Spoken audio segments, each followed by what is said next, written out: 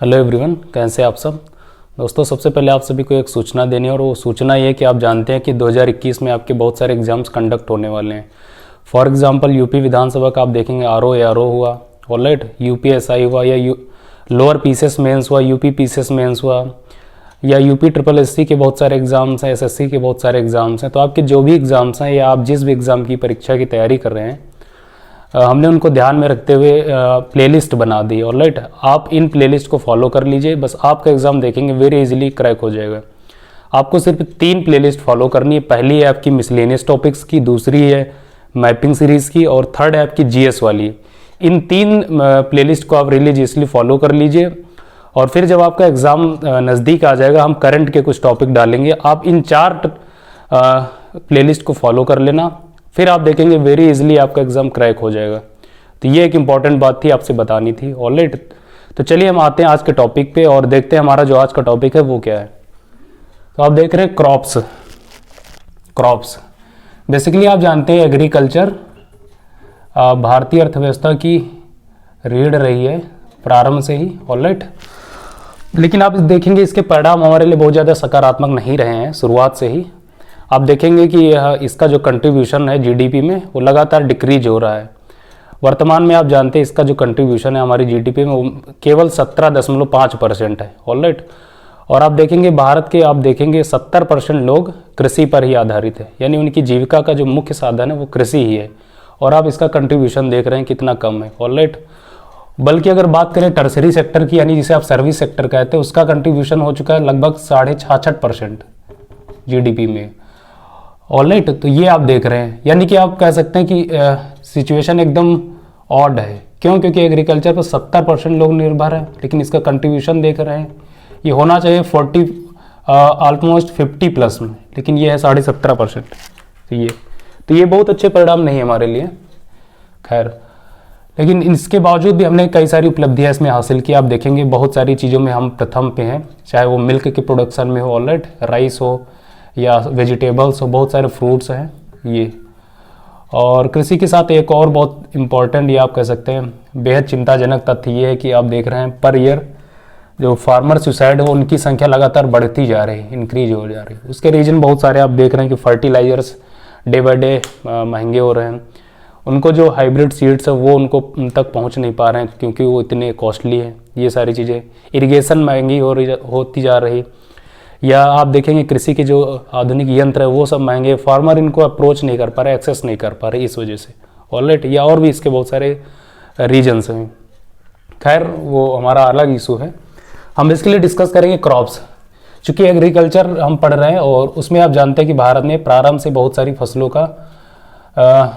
फसलें कल्टीवेट की जा रही है। ऑलराइट, तो हम देखेंगे बेसिकली जो मेजर हमारे यहाँ क्रॉप्स हैं वो कौन कौन सी हैं और यहाँ से सवाल पूछे जाते हैं, इस वजह से हम इसको करेंगे। पहले हमने आपसे बताया कि हम जो भी पढ़ते हैं हमारा मेन पर्पज, या आप कह सकते हैं कि वो मेन जो गोल होता है वो होता है कि कैसे यहाँ से हम सवाल निकाल पाए अपने लिए, यानी कि अगर इस टॉपिक से सवाल पूछा जाए तो हम उसको टैकल कर पाए। हम उन्हीं चीज़ों को पढ़ते हैं जो आपके लिए रेलेवेंट होती है। ऑलराइट, तो बेसिकली आप देख रहे हैं क्रॉप्स, तो आप देखेंगे आपके यहाँ मेजरली 5 टाइप्स की क्रॉप्स है। पहला है खरीफ, दूसरा है जायद, फिर है राबी क्रॉप्स, और है फूड क्रॉप्स, और लास्ट है आपकी कैश क्रॉप्स। ऑलराइट, तो यहाँ से जैसे भी सवाल बनेंगे हम सारी चीज़ों को देख लेंगे। खरीफ क्रॉप आप जानते हैं इसको बेसिकली कई बार मानसून क्रॉप या ऑटम क्रॉप के नाम से जाना जाता है। ये फैक्ट पूछा गया कि किस फसल को ऑटम क्रॉप के नाम से जाना जाता है, तो खरीफ। ठीक, इसके बारे में हम जो भी इंपॉर्टेंट चीज़ें पहले उनको देख लेते हैं, फिर जायद पे आएंगे, फिर रबी पे आएंगे, फिर फूड पे आएंगे, कैश पे आएंगे। ऑलराइट, इन क्रॉप्स के बावजूद भी एक हाल फिलहाल में नई क्रॉप डेवलप की गई जिसे हम बीटी क्रॉप बोलते हैं। बीटी बेसिकली इसमें होता है कि इसमें जेनेटिकली मॉडिफाइड करके कुछ सीड्स तैयार किए जाते हैं और बहुत हाइब्रिड सीड्स होते हैं। ऑलराइट, इसको हम इसमें शामिल नहीं करेंगे। बीटी क्रॉप को हमारे लिए उतना इंपॉर्टेंट नहीं है जितना कि ये सारे हमारे ट्रेडिशनल क्रॉप्स हैं, तो हम पहले इनको डिस्कस करेंगे। ये तो खरीफ आप जानते हैं बेसिकली इसकी बुआई कब होती है, तो आप देखेंगे मई, यानी आप कह सकते हैं कि जब मानसून का ऑनसेट होता है इंडियन सब कॉन्टिनेंट में तब इसकी बुआई होती है। बेसिकली हम इंडिया के कॉन्टेक्स्ट में बात कर रहे हैं क्योंकि ये डेटा वेरी करते हैं। ऑलराइट, तो आप देखेंगे मई में इसकी बुआई होती है, यानी कि कह सकते हैं मानसून के आगमन के समय। और इसका हार्वेस्टिंग पीरियड यानी फसल कटाई का पीरियड आप जानते हैं कब होता है, अक्टूबर नवंबर ये। ऑलराइट, अगर इसकी एग्जाम्पल बात की जाए कि खरीफ फसलों की कौन कौन से बेस्ट एग्जाम्पल्स है, आपके यहाँ कौन कौन सी फसलें डेवलप की जाती है, कल्टीवेट की जाती हैं, तो आप देखेंगे राइस जिसे आप पैडी कह सकते हैं, मेज़, सोरगम, बाजरा, कॉटन, सोयाबीन, ग्राउंडनट मूंगफली। ऑलराइट, तो ये कुछ बेस्ट एग्जाम्पल्स हैं खरीफ क्रॉप्स के, ये आपके कंट्री में कल्टीवेट की जाती हैं। नेक्स्ट हम बात करते हैं जायद क्रॉप। जायद क्रॉप को हम बाद में डिस्कस करेंगे, पहले हम रबी क्रॉप को डिस्कस करते हैं। रबी आप जानते हैं इसे कई बार विंटर क्रॉप के नाम से जाना जाता है। ऑलराइट, और इसकी विशेषता ये होती है कि इसके लिए बहुत ज़्यादा रेनफॉल यानी हाई रेनफॉल की आवश्यकता नहीं होती है, बट इसके लिए आप देखेंगे फ्रीक्वेंट इरिगेशन बहुत इंपॉर्टेंट होती है, यानी कई बार इसको सिंचाई बहुत ज़रूरी है इसके लिए। और इसके लिए जो क्लाइमेट की बात की जाए तो आप देखेंगे कोल्ड क्लाइमेट इसके लिए सुटेबल होती है। ऑलराइट, ये कोल्ड क्लाइमेट। और बेसिकली अगर वेदर की बात की जाए तो आप कह सकते हैं कि वार्म वेदर, ये इसकी इंपॉर्टेंट चीज़ें थी रबी क्रॉप की। ऑलराइट, अगर खरीफ में आप जानते हैं बेसिकली इसके लिए हाई रेनफॉल आवश्यकता होती है खरीफ क्रॉप के लिए, और क्लाइमेट बहुत हॉट होना चाहिए। ऑलराइट, ये फिर रबी क्रॉप आप जानते हैं बेसिकली इसका जो बुआई कब होती है, तो आप देखेंगे अक्टूबर नवंबर के महीने में। ऑलराइट, और इसकी हार्वेस्टिंग की बात की जाए यानी फसल कटाई कब होती है, तो आप देखेंगे आप कह सकते हैं कि स्प्रिंग के रीजन में। ऑलराइट, या आप कह सकते हैं कि मार्च और अप्रैल के महीने में प्रारंभ हो जाती है।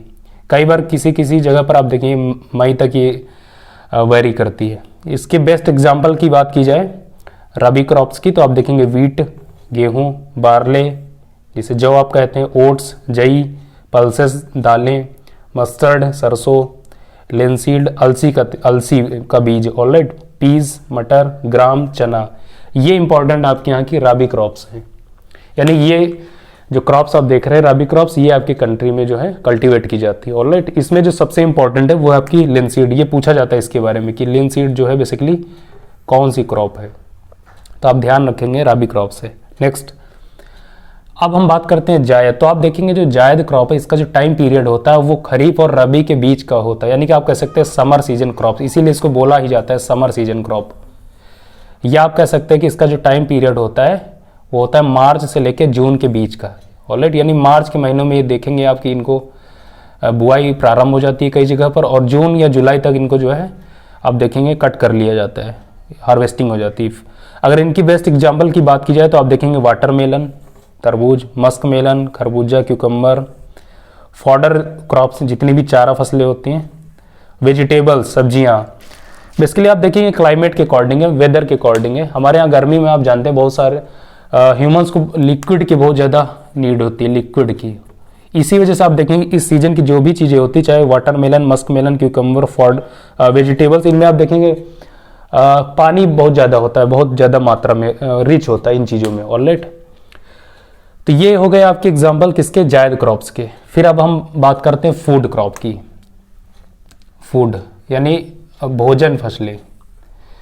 तो आप देखेंगे बेसिकली ये are grown to feed human population, यानी इनका जो कल्टीवेट करने का मुख्य गोल होता है वो क्या है, तो आप देखेंगे ह्यूमन पॉपुलेशन को फीड करना, यानी उनके भोजन को ध्यान में रखते हुए। ऑलराइट, और बेस्ट एग्जांपल इसके है राइस, चावल, वीट। राइस आप जानते हैं बेसिकली स्टेपल फूड है आपके यहाँ इंडिया में।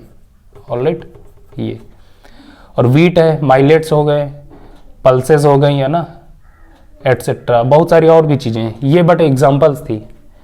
अब हम बात करते हैं नेक्स्ट जो हमारी लास्ट है वो है कैश क्रॉप।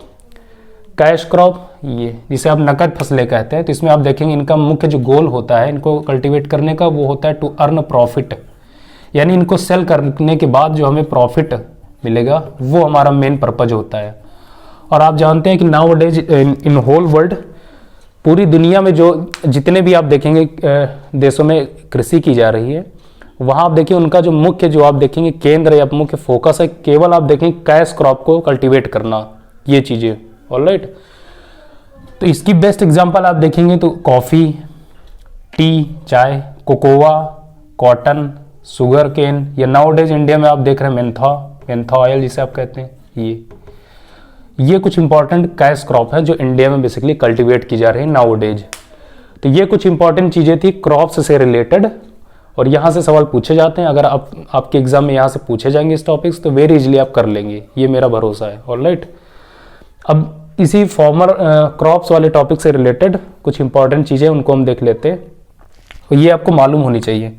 तो सबसे पहले आप जानते हैं जो फार्मर्स हैं उनको उनके लैंड होल्डिंग साइज के अकॉर्डिंग कैटेगराइज किया गया है, और आपको मालूम होना चाहिए तो कि फार्मर किस किस टाइप के होते हैं। तो सबसे पहला होता है मार्जिनल फार्मर। मार्जिनल आप देखेंगे इंडिया में 85 प्लस यानी 85% जो आपके फार्मर हैं वो आपके मार्जिनल फार्मर हैं, बट इनके पास जो टोटल लैंड होल्डिंग साइज वो है 10%। देख रहे हैं सिचुएशन, यानी कि हमारे यहाँ कुल फार्मर जो मार्जिनल है वो उनकी संख्या कितनी 85%, लेकिन इनके पास जमीन कितनी केवल 10%। रिमेनिंग जो आपके 15% है आप देखें इनके पास मैक्सिमम, यानी आप कह सकते हैं कि 85% जमीन इन्हीं के पास है। ये देख रहे हैं सिचुएशन, ये है भारतीय अर्थव्यवस्था कृषि। खैर वो अलग चीजें हैं। आप देख रहे हैं मार्जिनल फार्मर, इनको अगर बात किया जाए टेक्निकली तो किसे आप मार्जिनल फार्मर कहेंगे? सीमांत कृषक। तो वे लोग सीमांत कृषक होते हैं जिनके पास देखेंगे आप एग्रीकल्चरल जो लैंड है वो कितनी होनी चाहिए, अप टू 1 हेक्टेयर, यानी जिनके पास 1 हेक्टेयर तक की जमीन होती है उनको हम इस कैटेगरी में रखते हैं सीमांत कृषक में, मार्जिनल फार्मर। 1 हेक्टेयर या आप कह सकते हैं 2.5 एकड़। ये नेक्स्ट स्मॉल फार्मर, यानी जिसे आप लघु किसान कहते हैं। तो किसे आप लघु किसान कहेंगे? तो 1 से 2 हेक्टेयर तक जिनके पास लैंड होल्डिंग होती है एग्रीकल्चर, उसे हम स्मॉल फार्मर यानी लघु किसान कहते हैं। फिर नेक्स्ट है सेमी मीडियम फार्मर यानी अर्ध मध्यम किसान। तो ये लोग कौन होते हैं? तो जिनके पास आप देखें 2 से 4 हेक्टेयर जमीन होती है उनको हम इस कैटेगरी में रखते हैं semi medium farmer. Alright, next है मीडियम फार्मर। ये मीडियम फार्मर, तो मीडियम फार्मर की बात की जाए तो आप देखेंगे टेक्निकली जिनके पास 4 से 10 हेक्टेयर जमीन होती है, यानी 4 से 10 हेक्टेयर, उनको हम मध्यम किसान की श्रेणी में रखते हैं, मध्यम किसान। और जो हमारे बिग फार्मर है यानी जो बड़े किसान हैं वो कौन से लोग होते हैं? तो जिनके पास मोर देन 10 हेक्टेयर जमीन होती है, यानी जिनके पास 10 हेक्टेयर से भी ज़्यादा जमीन होती है, उनको हम इस कैटेगरी में रखते हैं बिग फार्मर की श्रेणी में। ऑलराइट, फिर एक अगला इंपॉर्टेंट फैक्ट है, ये भी पूछा गया है कई बार, तो इसको हम देख लेते हैं। वो फैक्ट ये है कि average land holding size India में ये लगातार घटती गई है, 1950 से लगातार घट रही, और आज ये घटकर हमारे पास बची है 1.08 हेक्टेयर। यानी इसका मतलब ये हुआ कि भारत में अगर एक एवरेज देखा जाए कि प्रत्येक किसान के पास कितनी लैंड है, तो आप देखेंगे 1.08 हेक्टेयर, कितनी कम उनके पास लैंड है। ऑलराइट, नेक्स्ट आप देख रहे हैं अप्रॉक्सीमेटली फार्मर्स आपके यहाँ करंटली, ये 2015-16 का डेटा है कि आपके यहाँ नाउ डेज कितने फार्मर्स हैं। तो आप देखेंगे 145 मिलियन, ये 145 मिलियन। तो फ्रेंड्स आज का टॉपिक जो था हमारा क्रॉप्स वाला वो यहीं पर समाप्त हो रहा, और इसमें हमने बहुत सारी चीज़ों को डिस्कस किया है। हमने क्रॉप्स के बारे में डिस्कस किया और फिर हमने कुछ फार्मर से रिलेटेड चीज़ों को डिस्कस किया। तो आई होप कि अगर आप इस टॉपिक से सवाल पूछा जाएगा तो आप वेरी इजीली उसको सॉल्व कर पाएंगे। ऑलराइट फ्रेंड्स, और इसी के साथ अब इस वीडियो को समाप्त करना चाहूँगा। अब मिलेंगे किसी नेक्स्ट वीडियो में, फिर ढेर सारी बातें करेंगे। तब तक के लिए बाय बाय, नमस्कार, कीप मुस्कुराना।